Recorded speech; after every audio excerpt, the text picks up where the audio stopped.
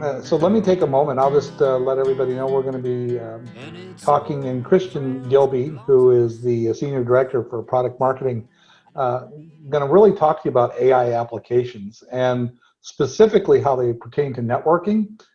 This is, when you hear the word AI, you'll see a lot of people kind of, their eyes kind of get this fluttery look to them because what is meant by AI isn't consistent in what it actually does. And so one of the places where we are a leader and actually have put into place AI is in networking, which has really transformed how we view and how others that have come to us, like MIT and others, how they now view the network, starting at the edge and the access point, all the way to the core. So I've asked Christian to come on and talk to us a little bit about what's going on in AI applications and understand what's happening from the networking edge and bring it all the way to the core. So Christian, I'm going to turn it over to you, my friend. Thanks a lot. So yeah, I'll go through at a high level here, and then I'll actually jump into an actual live demo. So I mean, as we look at some of the challenges that customers are facing today, I mean, one is around assurance. So whether it's on campus, in a business, the network has to work. So whether it's wireless, wired, or WAN, and it's an area that's challenged. I mean, we're starting to see a lot more IoT, for example, in the campus. You may have connected devices and security, HVAC systems. They don't have a person attached to them. So if there's an issue, they're not going to call the help desk.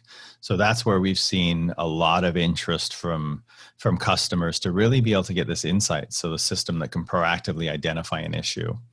I think the other challenge is insight. I mean, if you look at a lot of networking systems today, you don't really get to understand what's the user experience. A lot of times it's just, okay, my packet loss is low, my delay is low, but what is an end user actually experiencing? Are they able to communicate? If you're doing, let's say, teaching a class using video or something like that, how are you actually able to get that insight? And I think this is one that's actually bubbled up a lot recently for a lot of customers that I've been talking to, as they do a lot more remote teaching now. Some of the organizations, they've got faculty on campus who are actually doing the teaching using the network, and then students remotely, or sometimes the faculty is actually remote, and being able to deliver a great experience for them, I think has been critical to get those insights. I think automation is the other big one. I was actually at a Gartner conference back in December, and it was mind-blowing to me. There was about 250 people in the audience, and they did a poll. How do you actually manage your network today? Are you using CLI, dashboards, automation? 67% of people are still using CLI to manage the network. Just mind-blowing. So I think that's an area that we're looking, and the industry, I think, is looking at. How do we leverage AI to drive up automation and simplify it? And then I think the last area is really business relevance. And I think this one, again, ties back into what we're seeing a lot of education organizations right now as we look at getting students back onto campus. How can you actually reduce risk? And that's things like contact tracing technologies, where you want to be able to, for example, let's say on campus you have a policy, you can't have gatherings more than 15 people because I want to reduce risk. This is where ourselves and other vendors are looking at how can we actually leverage Bluetooth and Wi-Fi location to give that insight. So you can start to look at what's the density of people, or be able to do some contact tracing as well if there is an incident. And I think that the net of it is, I mean, what's driving the need for AI, for IT? Really believe it's the devices. So I mean, mobile's been a trend for quite a while. I think IoT, as I said, is one of the things that's really coming on across campus. Is more and more IoT devices. How do you actually support those? You can't double, triple your help desk staff. That's where we really see AI being critical to this. And then applications as well. As you move to more digital curriculum, I think here it's critical to be able to give a great experience as students try to access that. I want to share a little bit some statistics here. I mean, this actually is courtesy of Gartner. They'd done a survey fairly recently on what are motivators for organizations actually looking at investing in AI or ML. things like repetitive manual tasks. This is one we see a lot as we talk to customers across education and other industries, is when a student has an issue, how do I actually troubleshoot that? And it's very painstakingly manual today. A lot of times you may need to send an engineer on site with a wireless sniffer to actually capture the data. This is where I think AI is going to be critical. Customer experience, again, it's as a student, faculty, IT staff, how do I get a better experience? That's another big driver. Cost is another one, although frankly, as I talk to customers, they're not looking at AI to actually reduce. I think the area we're seeing it is to focus on strategic projects. A great example is one of our public customers has shared Dartmouth College, where one of the challenges they've been facing in the past couple of years is their IT staff is spending all of the time dealing with help desk escalations and not strategic projects. So that's where they're looking to leverage things like a virtual network assistant with AI to actually be able to focus on what is their strategic projects rather than just day-to-day troubleshooting. So yeah, I mean, this has, I think, been one of the big drivers as people look at it. What are we looking to actually deliver in the industry for networking here with AI? It really starts with insight. And this was what I shared about is trying to understand what's the user experience. And then ultimately turning that into automation. So how do we actually automate this using AI? And then turn those insights into action. So if, let's say, we detect an issue with throughput, how do you actually turn that into either a driver assist or fully automated where the system actually goes and corrects the problem or flags to an IT administrator, we found an issue in this part of the network, here's the recommended fix for it. I think that's going to be game changing. And why AI is so important here is there's a lot of data and events that you need to analyze. It's really hard for us to be able to correlate across this. And that is, I think, the power of AI looking at trends. I mean, a great example I'd seen as we talked to customers was one of the deployments that I'm actually pretty familiar with, where they had got over 1,000 sites. And one morning, basically, AI assistant detected an anomaly. And what was happening was, after we investigated into this issue, all of their devices, in this case, it was iPod Touches, were falling off of the network. The AI system was able to detect this, alert the administrator, and they investigated this. It was a case of they had gone and done an upgrade on some box in the network on a handful of sites. The next day, they were going to roll this out to over 1,000 locations. It would have taken down the whole network if it wasn't for AI being able to detect that ahead of time. So I think that's where it's been game changing. And then what are the benefits to organizations? It's assurance. So how do I know that users are getting a great experience? Cost. So as I bring more devices into the network, how do we actually manage that and not have to double, triple staff just because you're boosting up the number of IoT or mobile devices? And then delivering more business value. So now as you look at how would I actually go and build a platform to deliver this? I think the key thing is it starts from the data. Like our CTO and co-founder, Bob Friday, he's actually into making wine. And for wine, you need good grapes to make good wine. In the AI and data science space, it's all about the data. So you've got to start with a good data pipeline to ingest this data from the network elements, then feed it through AI primitives. So where you start to collate this and basically apply, when I get all this data and events come in, how do I understand, okay, what's the Wi-Fi implication to this? What's the wired implication or Bluetooth? So you need to collate all that data and then feed it into a data science toolbox. So this is where you want to be looking at things like reinforcement learning. So as we look at what's the performance across the network, and I tune RF, for example, this is where you want to be looking at when I make a change to a channel or power on the wireless.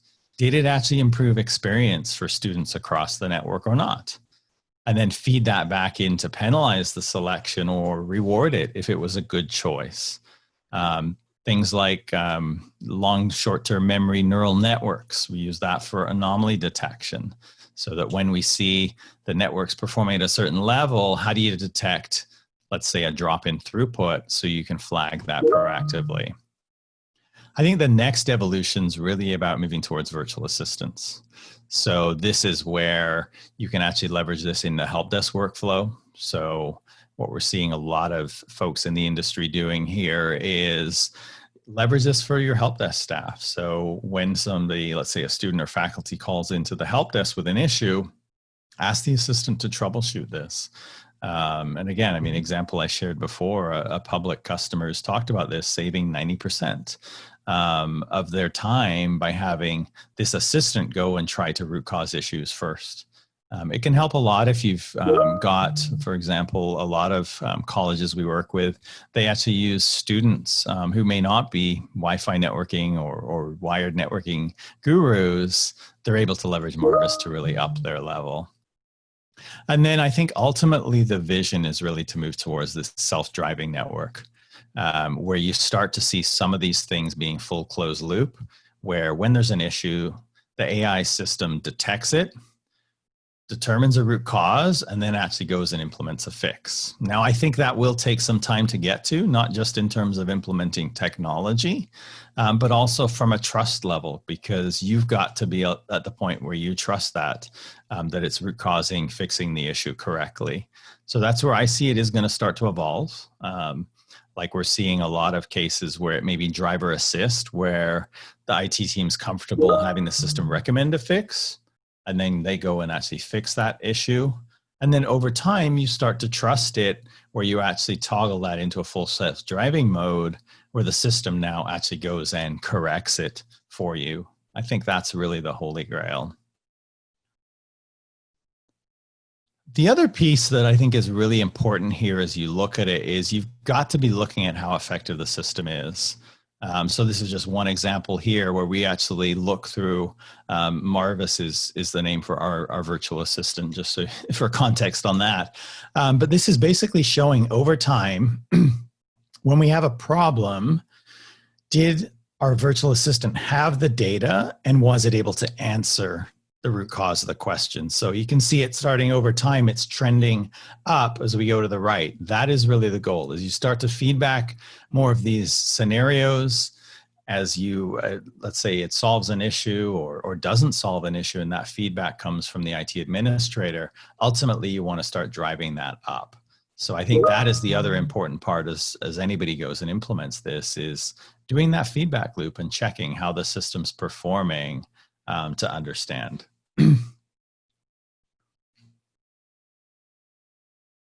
Oops, sorry, animation there. And what are the benefits that the customers can see as you start to look at leveraging AI? I think a big one I talked about is this client level visibility, or what we call service level expectations. So being able to take all of this data and metadata and turn it into a service level, so I can understand what was the user's experience actually like with the network. I think feeding it into, I mean, I talked about operations, so helping the help desk staff in terms of understanding the network, troubleshooting it, operating it, but also from a support perspective when there's issues. If a vendor actually detects, let's say, a radio failure or an interface card on a switch or WAN gateway, why should a customer have to go and call their vendor and go through multiple levels of tax support, collecting logs to prove it's an issue, if the platform knows there's an issue? For example, I detect a radio failure on myself. That is where I think we need to see the industry doing more of this, leveraging the AI internally. So if you detect a failure, why not initiate an RMA on behalf of the customer? I think that is big in terms of reducing that friction and frustration with networking solutions.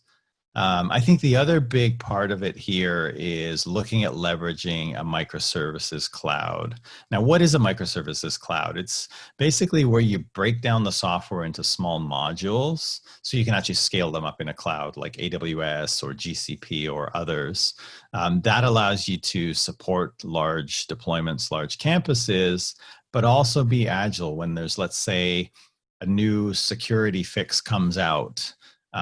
be able to actually apply that in real time and not worry about if I go and update my controller, am I going to potentially take down my whole campus network if there's a new bug introduced? I think that's where it's critical with microservices. I can just go and update that one module, say the authentication module, and not impact anything else in the system. I think that is game changing, and we need to see more of in the industry. And then the last year I talked about is beyond the networking side. I think it's important to tie in the engagement. How do you engage with students on campus? So if you've got a mobile application for your campus, be able to tie in locations. So let's say I get new students come in, how do they navigate around the campus?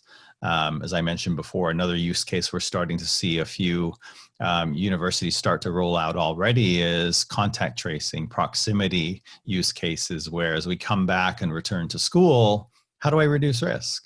How can I get insight? Are we having gatherings too dense in certain areas of the campus where I need to go and send, let's say, security there to remind people, don't gather in big groups because it could be a risk here.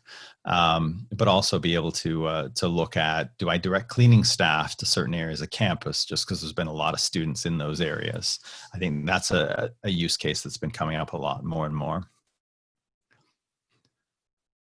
So I'll jump into a demo after this, but yeah, I mean, what do we really see here? How you can actually leverage AI? It's really providing this edge to core of the network. So being able to understand the experience. So we really see that an AI platform really needs to extend across all these domains: wireless, wired, SD-WAN, ultimately data center and multi-cloud apps, and really having a goal to, from the IT perspective, simplify and save time from an IT perspective of operating, running the network, but also from an end user, how do I deliver a better user experience? That I think is critical as you go here. And if anybody does have questions, raise them now. We can chat after as well, but let me actually jump into a demo next.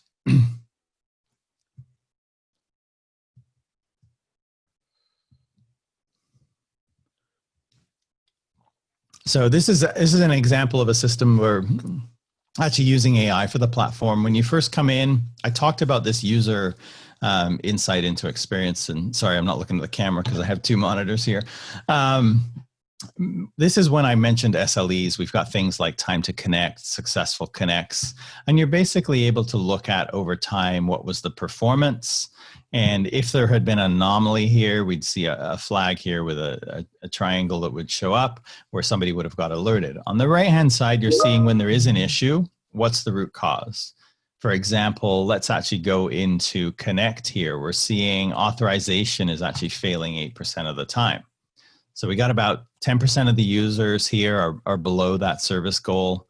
I can look over time and see when do the issues happen and correlate it to events. That example I shared earlier when we had these iPod touches falling off the network, we saw here it was correlated to an event where the WAN gateway had gone through a firmware upgrade. That allowed us to root cause back. You can look at distribution. For example, one that we see a lot is it certain types of devices like Mac OS, Windows, and be able to correlate. Is the failure, let's say there was a new update came out from the smartphone manufacturer, you'd be able to correlate it back here. Is it certain bands? Am I seeing, I mean, in this case, we've only got 5 gigahertz deployed, I guess, but seeing if it's 2.4 or 5. And then I can look at affected items. So which of the users in the network are actually hit by this issue right now? So let me actually drill down into one of these. So I'm going to look at this, this device here. They're failing about 14% of the time. One of the exciting things, the first time you jump in, is this is the power of AI and natural language processing. So where the system's gone through all the events and data for this client, and it's actually found there's 3 issues for this user right now. So while I'm actually digging into throughput, there's actually 2 other issues that client's having. So there's a coverage issue here, and it looks actually pretty significant. 92% of the time, there's a weak signal strength. It's happening on the 5 gig band, so probably we just don't have the density of APs deployed to support the users here. Connections, we're seeing 75% of the time it failed. The other thing that you'll see is we're actually using mutual information and Bayesian inference here to do the root cause, but also to look at scope. Like in this issue, we're seeing it's client specific, whereas the connection issue is widespread at this site. So again, that can help you as you look at prioritizing these issues. If it's something widespread, I want to jump on that right away. So let's actually go and look into this association issue. So I'm going to click on the client insights. We see some events here, what's happened, good and bad. I'm just going to filter it on the bad events. And you'll see here this authorization failure here. It's telling me, okay, it looks like a WPA, which is the security protocol. It had a handshake timeout. And there's a button here, download packet capture. So I can click on that. It's going to open up a packet capture. And for me, I've actually got Wireshark installed here. So right away, I've got, I've actually got that wireless trace. So I didn't need to send an engineer on site. So the system detected an issue. It saved the data so that you could then go and troubleshoot it later. That is one of the big powers of AI systems today, is being able to do this proactively. So when I detect an issue, save the data to go and troubleshoot it. That is game changing, because if you look at what your traditional role would be, is you'd find the issue, get it reported to the help desk, assign an engineer, they're going to go on site, track down that user, probably have to get them to reproduce it because it may not be happening right now. And it's painstaking. This is, I think, where the promise of IT leveraging network or AI is, I think, huge, is to being able to do things like this. Really game changing. The other area I wanted to jump into here was virtual network assistance. So let's actually look at Marvis here. And one of the things that we can do is we can say, are there any unhappy users? Okay, there's nobody unhappy right now. So let's actually look at the last 7 days. Okay, so we've got 4 users that in the past week were having some issues. So I didn't need to wait for these support help desk tickets. I can just go into the system and let's actually pick one of these users. They're having a connection issue. I could look into their service levels, or I'd even click on troubleshoot, and it's going to pull up this user and start to troubleshoot and help you diagnose it. I think this is game changing. I mean, we've seen a lot of organizations where they'll actually go in and they'll automate this using APIs. So the beginning of the school day, I go and query, are there any unhappy students on campus? And then they proactively go and fix them before you get the help desk issues getting reported. So again, I'm seeing there's a connection issue here. I could actually drill down into that issue and then go and troubleshoot it. I think one of the other areas that's exciting is this is where we start to see us getting into the self-driving or driver assist mode. So here, this is think of it as the cup of coffee dashboard. So you come into the system, the start of your day, go into this Marvis Actions dashboard, and it's basically action items where the system has actually detected issues. So for example, on the wired network here, we're seeing some switch issues. There's a bad cable that's been detected where it's actually gone, it's found this cable. I could then go and assign this ticket to one of my engineers and have them go and investigate it. Another example is things like missing VLAN. And this has been a big one. One of our retail customers who has north of 40,000 APs deployed, when they first rolled this out, it actually flagged 18 missing VLANs. When they went and investigated them, what was happening was certain areas of the stores, they were having associates complaining that Wi-Fi just didn't work. Actually, Wi-Fi was working. The problem was the VLAN tag for that associate was missing. So their traffic effectively got sent into a sink. So it wasn't able to route to their application because the VLAN was missing. We proactively do this, and we do it through modeling the traffic with AI. So we can detect when there's traffic that should be on a VLAN that's not on this port, where is it missing, and actually be able to do full self-driving. So you can actually do this in driver assist, like I had shown you for the cable, where you assign this to an admin. Here's the switch port. Here's the fix that you need to go and do, and actually have them go and fix it, or fully self-driving, where the system will actually go and make the config change on the switch to add that missing VLAN. Even out to third-party systems. So let's say an authentication server. Here we've got 2 issues of 802.1x failure. So while I can't go and fix that configuration issue because it's a third-party system, it's actually flagged this issue, and I can drill down into details. Here you're seeing over time, here's where the anomaly got detected. So at around 2 p.m. on July 23rd, we saw a spike here where authentications were starting to fail. This is the power of data science. So we look at basically detecting these anomalies and then flag them. So again, an administrator can resolve it, or as we see more cases move to full self-driving, the system can go and correct this issue automatically. I think the other big piece with any AI system is you've got to have a feedback loop. So this is where you're seeing here on the right-hand side, we've got things validated. So when you actually get the system do a root cause, you can actually provide the feedback to it to say, was it the right root cause or was it not? And that's feeding back into, I showed you that graph over time, is ultimately we want to not just identify these issues, fix them, but also start to track how effective it is, because we ultimately want to train the system to get even more and more effective over time.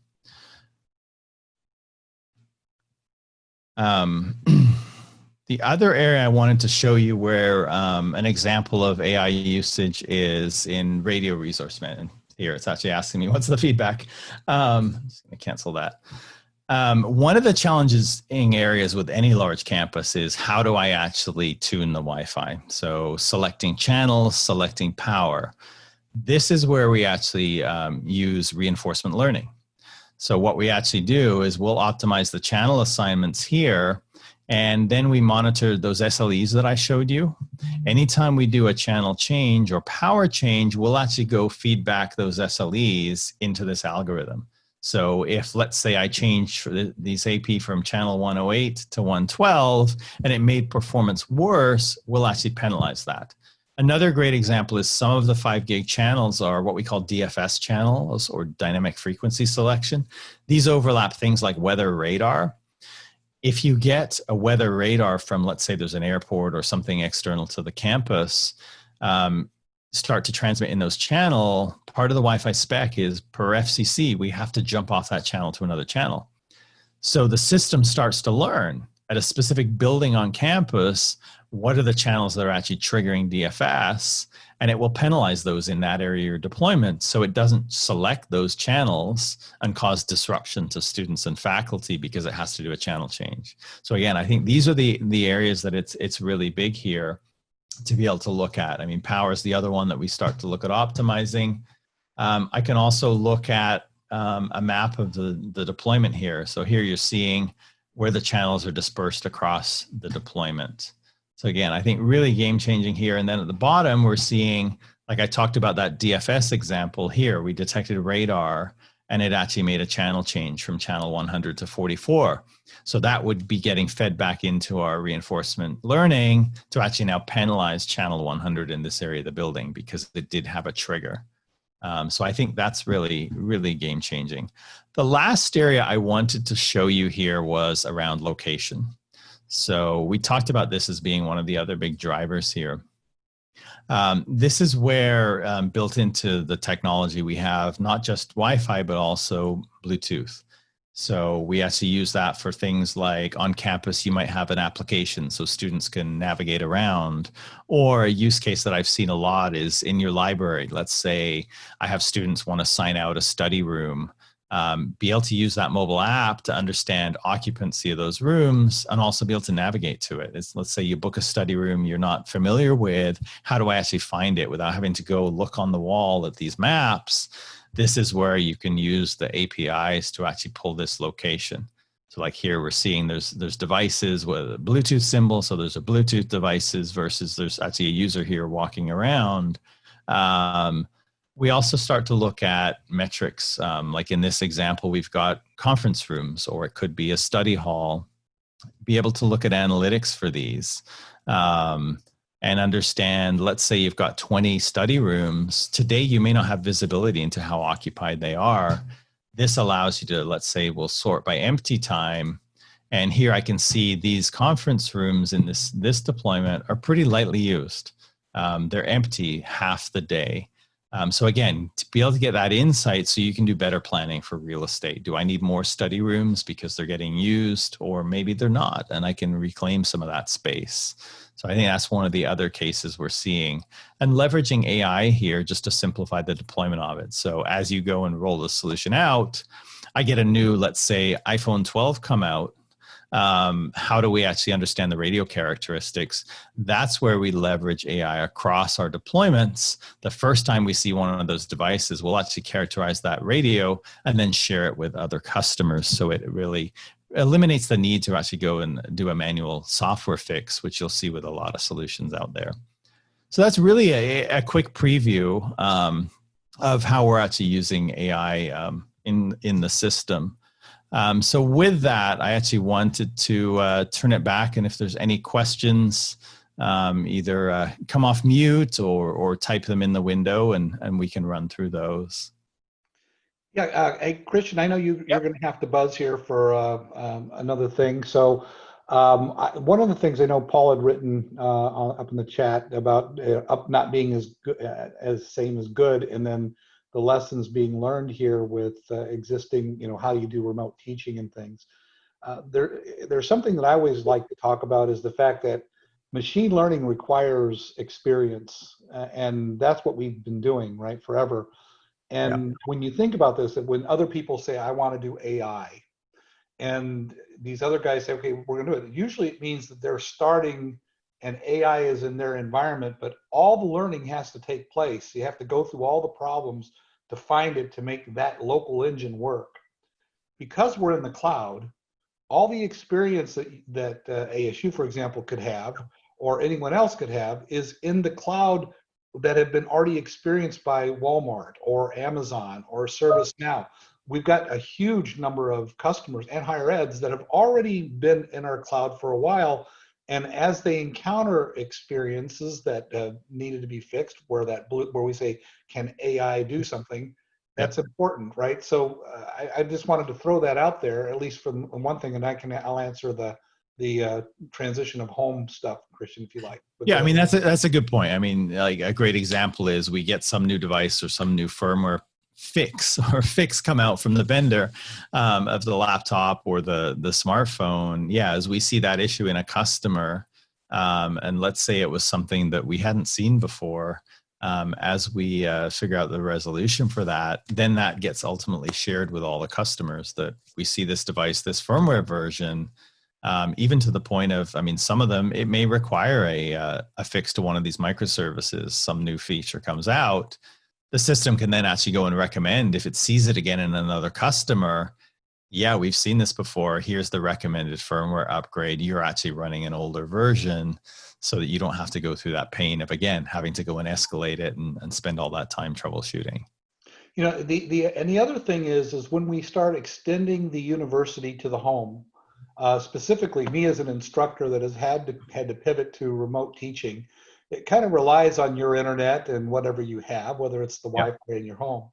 And the way that we look at things is we want to, if once we push the wireless access point to the home, you now have the ability to take all that AI goodness and apply it to even networks at home. And now you're able to quickly identify that, the reason my Zoom session was bad when I was trying to teach my Visual Basic class on Monday, it's immediately, Marvis will tell us, oh, well, here's the problem. You've got too many DNS requests coming to your home router. And the problem is you've got Netflix and all these streaming apps running and you're not prioritized. And so it allows you to diagnose that and then have that be in a zero provision mode. Right, Christian? Does that help? Or is that correct? Yeah, and I think the other thing was, I mean, I showed that example of dynamic packet capture. Like if he, say the faculty has issues at home, you can actually get a trace, because it's going to be untenable to go and send an IT engineer to home to actually go and capture the data and troubleshoot it. That's where I think we've seen it's been really game changing, just being able to do that remotely, proactively. Excellent. So do we have any other questions for Christian? I think, like I said, the purpose here was to try to give you an exposure to what is truly leading edge. You won't see this almost anywhere else, because this whole, when MIST was formed, it was really not about let's go build an access point that is like everybody else's access point. It says, you know what, let's just tear up the paper and focus on the experience of the customer. And everything has been about what is your experience on the network. And they just happen to start with Wi-Fi. And now that this has been happening, at least from us being a part of Mist, is now that Juniper has purchased them, we're starting to take that AI goodness and push it all the way through. So all the things you see here on his screen, where we're talking about specifically, you know, it looks like Wi-Fi, but what about the switching architecture? What about the routing architecture? What about the security piece, right? You know, all of these things, it's an overarching sense of what we will do and where we think it is. So any company that needs to feel like they're going forward, they really need to have AI be a core piece of what they're doing, and not just I'll bolt it on and I got some insights. It's not, it really isn't that way. It's about automating the entire infrastructure from end to end. And that's why this session was created for you all, to give you an example of what happens and what can happen all the way through the network. Okay. Christian, I greatly appreciate all your time. I don't see any other questions on the chat line, but you can certainly call Christian or myself. Everybody has my contact information. Should be easily be able to get a hold of me. Happy to talk with anybody offline that would like to. So as this, we'll go ahead and call this a day. Ashley, thank you for administrating, and Paul and everybody that has attended, I greatly appreciate it.